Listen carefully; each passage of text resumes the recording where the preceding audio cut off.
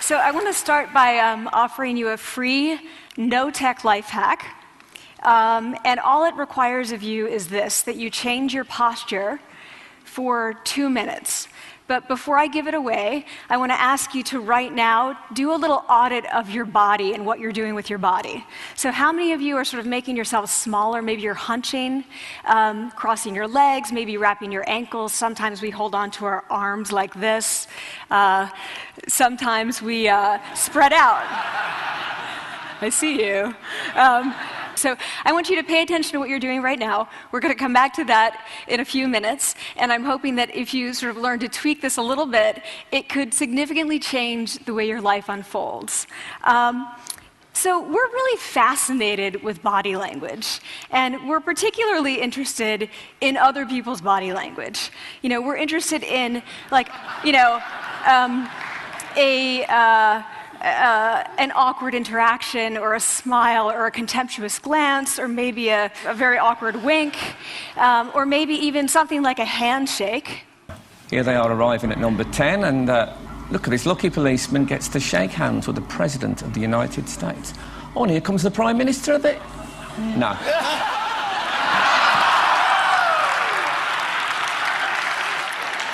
So a handshake, or the lack of a handshake, can have us talking for weeks and weeks and weeks, even the BBC and the New York Times.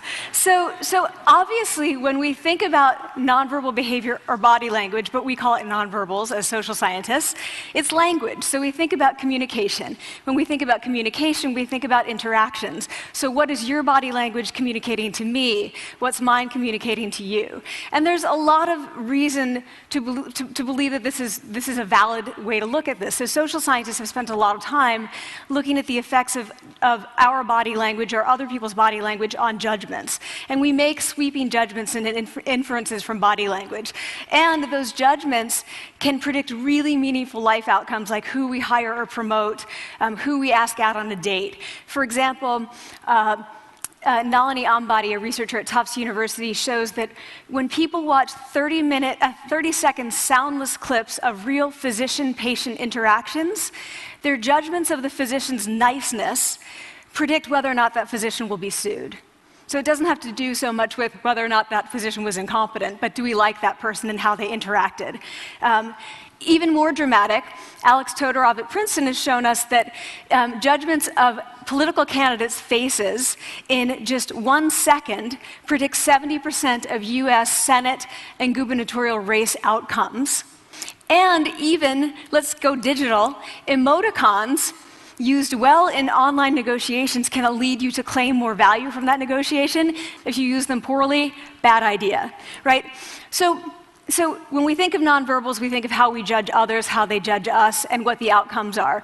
We tend to forget, though, the other audience that's influenced by our nonverbals, and that's ourselves. We are also influenced by our nonverbals, our thoughts and our feelings and our physiology. So what nonverbals am I talking about? I'm a social psychologist. I study prejudice, and I teach at a competitive business school. So it was inevitable that I would become interested in power dynamics. I became especially interested in nonverbal expressions of power and dominance. And what are nonverbal expressions of power and dominance? Well, this is what they are. So in the animal kingdom, they are about expanding. So you make yourself big, you stretch out, you take up space, you're basically opening up. It's about opening up. And this is true across the animal kingdom. It's not just limited to primates, and humans do the same thing. So they do this both when they have power sort of chronically, and also when they're feeling powerful in the moment. And this one is especially interesting because it really shows us how universal and old these expressions of power are. This expression, which is known as pride, Jessica Tracy has studied, she shows that people who are born with sight and people who are congenitally blind do this when they win at a physical competition. So when they cross the finish line and they've won, it doesn't matter if they've never seen anyone do it, they do this. So the arms up in the V, the chin is slightly lifted. What do we do when we feel powerless? We do exactly the opposite. We close up, we wrap ourselves up, we make ourselves small. We don't want to bump into the person next to us. So again, both animals and humans do the same thing. And this is what happens when you put together high and low power. So what we tend to do when it comes to power is that we complement the other's nonverbals. So if someone's being really powerful with us, we tend to make ourselves smaller. We don't mirror them, we do the opposite of them. So I'm watching this behavior in the classroom, and what do I notice? I notice that MBA students really exhibit the full range of power nonverbals. So you have people who are like caricatures of alphas, like really coming into the room. They get right into the middle of the room before class even starts, like they really want to occupy space. When they sit down, they're sort of spread out. They raise their hands like this. You have other people who are virtually collapsing when they come in. As soon as they come in, you see it. You see it on their faces and their bodies, and they sit in their chair and they make themselves tiny, and they go like this when they raise their hand. I noticed a couple things about this. One, you're not going to be surprised. It seems to be related to gender. So women are much more likely to do this kind of thing than men. Women feel chronically less powerful than men, so this is not surprising. But the other thing I noticed is that it also seemed to be related to the extent to which the students were participating and how well they were participating. And this is really important in the MBA classroom because participation counts for half the grade. So business schools have been struggling with this gender grade gap. You get these equally qualified women and men coming in, and then you get these differences in grades, and it seems to be partly attributable to participation.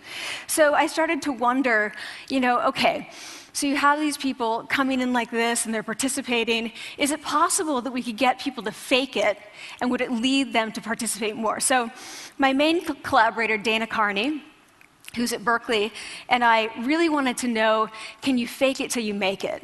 Like, can you do this just for a little while and actually experience a behavioral outcome that makes you seem more powerful?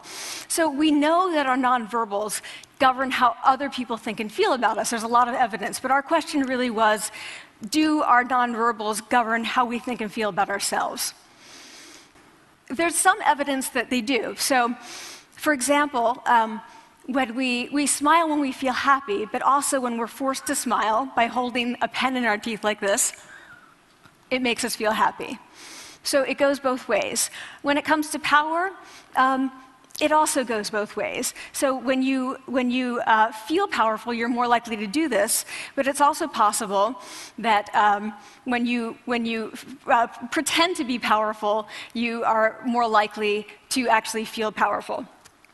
So the second question really was, so we know that our minds change our bodies, but is it also true that our bodies change our minds? And when I say minds, in the case of the powerful, what am I talking about? So I'm talking about thoughts and feelings and the sort of physiological things that make up our thoughts and feelings. And in my case, that's hormones. I look at hormones. So what do the minds of the powerful versus the powerless look like?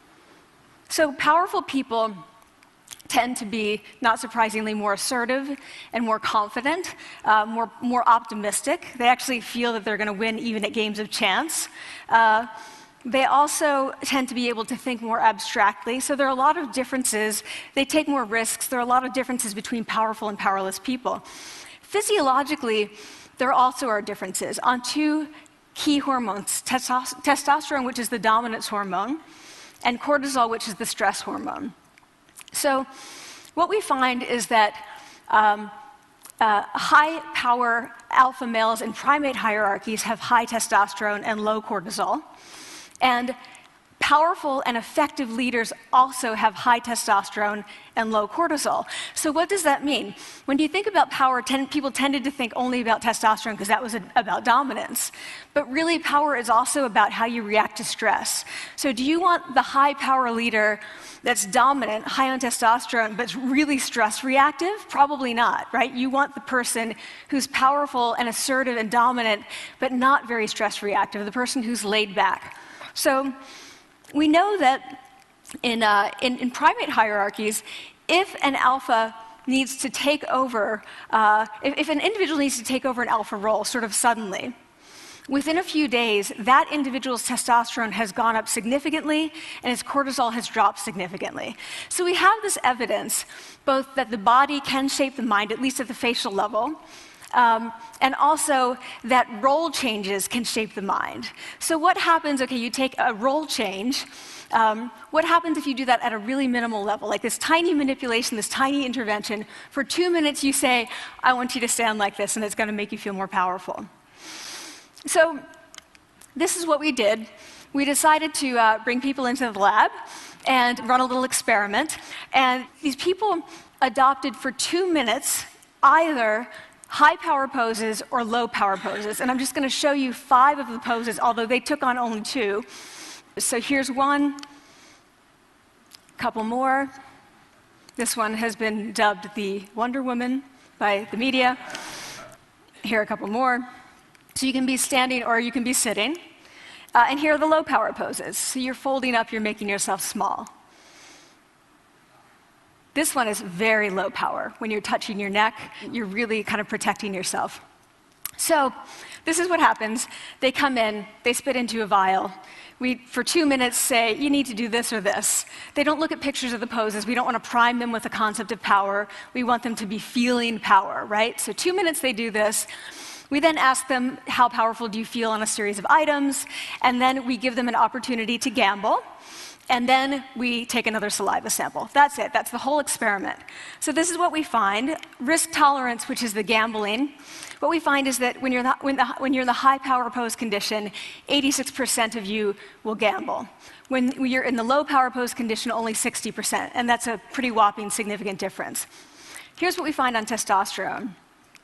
From their baseline when they come in, high power people experience about a 20% increase, and low power people experience about a 10% decrease. So again, 2 minutes and you get these changes. Here's what you get on cortisol. High power people experience about a 25% decrease, and the low power people experience about a 15% increase. So 2 minutes lead to these hormonal changes that configure your brain to basically be either assertive, confident, and comfortable, or really stress reactive, and feeling sort of shut down. And we've all had that feeling, right? So it seems that our nonverbals do govern how we think and feel about ourselves. So it's not just others, but it's also ourselves. Also, our bodies change our minds. But the next question, of course, is, can power posing for a few minutes really change your life in meaningful ways? So this is in the lab, it's this little task, it's just a couple of minutes. Where can you actually apply this, which we cared about, of course. And so we think it's really what matters, where you want to use this is evaluative situations, like social threat situations. Where are you being evaluated? Either by your friends, like for teenagers, it's at the lunchroom table. It could be, for some people, it's speaking at a school board meeting. It might be giving a pitch, or giving a talk like this, or doing a job interview. We decided that the one that most people could relate to, because most people had been through, was the job interview. So we published these findings, and the media are all over it, and they say, okay, so this is what you do when you go in for the job interview, right? So we were, of course, horrified, and said, oh my God, no, that's not what we meant at all, for numerous reasons. No, don't do that. Again, this is not about you talking to other people, it's you talking to yourself. What do you do before you go into a job interview? You do this. Right? You're sitting down, you're looking at your iPhone or your Android, not trying to leave anyone out. You're looking at your notes, you're hunching up, making yourself small, when really what you should be doing maybe is this, like in the bathroom, right? Do that, find 2 minutes. So that's what we want to test, okay? So we bring people into a lab, and they do either high or low power poses again. They go through a very stressful job interview. It's 5 minutes long. They are being recorded, they're being judged also, and the judges are trained to give no nonverbal feedback. So they look like this. Like, imagine this is the person interviewing you. So for 5 minutes, nothing. And this is worse than being heckled. People hate this. It's what Marianne LaFrance calls standing in social quicksand. So this really spikes your cortisol. So this is the job interview we put them through, because we really wanted to see what happened. We then have these coders look at these tapes, 4 of them. They're blind to the hypothesis, they're blind to the conditions. They have no idea who's been posing in what pose. And they end up looking at these sets of tapes and they say, oh, we want to hire these people, all the high power posers. We don't want to hire these people. We also evaluate these people much more positively overall. But what's driving it? It's not about the content of the speech. It's about the presence that they're bringing to the speech. We also, because we rate them on all these variables related to sort of competence, like how well structured is the speech? How good is it? What are their qualifications? No effect on those things. This is what's affected, these kinds of things. People are bringing their true selves, basically. They're bringing themselves. They bring their ideas, but as themselves, with no residue over them. So this is what's driving the effect or mediating the effect. So when I tell people about this, that our bodies change our minds and our minds can change our behavior and our behavior can change our outcomes, they say to me, it feels fake, right? So I said fake it till you make it. Like, it's not me. Like, I don't want to get there and then still feel like a fraud. I don't want to feel like an imposter. I don't want to get there only to feel like I'm not supposed to be here. And that really resonated with me because I want to tell you a little story about being an imposter and feeling like I'm not supposed to be here. When I was 19, I was in a really bad car accident. I was thrown out of a car, rolled several times. I was thrown from the car, and I woke up in a head injury rehab ward. And I had been withdrawn from college, and I learned that my IQ had dropped by 2 standard deviations, which was very traumatic. I knew my IQ because I had identified with being smart, and I had been called gifted as a child. So I'm taken out of college. I keep trying to go back. They say, you're not going to finish college. Like, just, there are other things for you to do, but that's not going to work out for you. So I really struggled with this. And I have to say, having your identity taken from you, your core identity, and for me it was being smart, having that taken from you, there's nothing that leaves you feeling more powerless than that. So I felt entirely powerless. I worked and worked and worked, and I got lucky and worked and got lucky and worked. Eventually I graduated from college. It took me 4 years longer than my peers. And I convinced someone, my angel advisor, Susan Fisk, to take me on. And so I ended up at Princeton, and I was like, I am not supposed to be here. I am an imposter. And the night before my first year talk, and the first year talk at Princeton is a 20-minute talk to 20 people. That's it. I was so afraid of being found out the next day that I called her and said, I'm quitting. She was like, you are not quitting, because I took a gamble on you and you're staying. You're going to stay, and this is what you're going to do. You're going to fake it. You're going to do every talk that you ever get asked to do. You're just going to do it and do it and do it, even if you're terrified and just paralyzed and having an out-of-body experience until you have this moment where you say, oh my gosh, I'm doing it. Like, I have become this. I am actually doing this. So that's what I did. 5 years in grad school. A few years, I'm at Northwestern. I moved to Harvard. I'm at Harvard. I'm not really thinking about it anymore, but for a long time I had been thinking, not supposed to be here, not supposed to be here.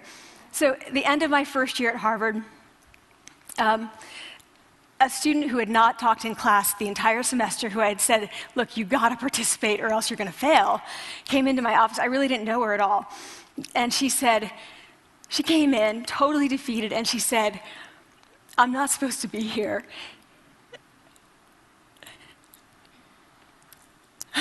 And that was the moment for me, because 2 things happened. One was that I realized, oh my gosh, I don't feel like that anymore. I don't feel that anymore, but she does, and I get that feeling. And the second was, she is supposed to be here.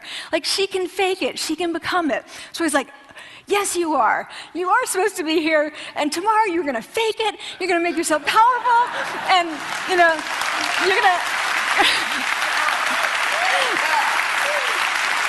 and you're going to go into the classroom, and you are going to give the best comment ever, And she gave the best comment ever, and people turned around, and they were like, oh my God, I didn't even notice her sitting there, She comes back to me months later, and I realized that she had not just faked it till she made it, she had actually faked it till she became it. So she had changed. And so I want to say to you, don't fake it till you make it. Fake it till you become it. It's not do it enough until you actually become it and internalize. The last thing I want to leave you with is this. Tiny tweaks can lead to big changes. So this is 2 minutes. 2 minutes, 2 minutes, 2 minutes. Before you go into the next stressful, evaluative situation, for 2 minutes, try doing this in the elevator, in a bathroom stall, at your desk behind closed doors. That's what you want to do. Configure your brain to cope the best in that situation. Get your testosterone up, get your cortisol down. Don't leave that situation feeling like, oh, I didn't show them who I am. Leave that situation feeling like, oh, I really feel like I got to say who I am and show who I am. So I want to ask you first, both to try power posing, and also I want to ask you to share the science, because this is simple. I don't have ego involved in this.